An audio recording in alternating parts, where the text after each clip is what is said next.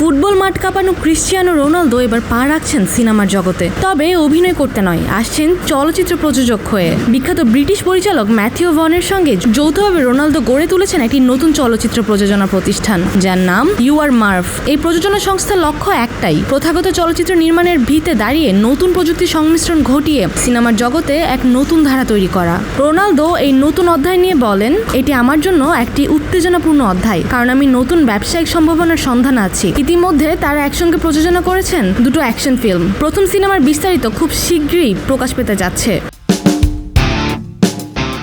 Matthew von বলেন, Cristiano মাঠে এমন সব গল্প তৈরি করেছেন যা আমি কল্পনাও করতে পারিনি। এবার আমরা একসঙ্গে দর্শকদের অনুপ্রাণিত করতে চাই, শুধু সিনেমা নয়। রোনালদো ইতিমধ্যে খুলেছেন নিজের YouTube channel U R Cristiano এবং বিনিয়োগ করেছেন পর্তুগালের একটি শীর্ষ গণমাধ্যম মিডিয়া লিভরে।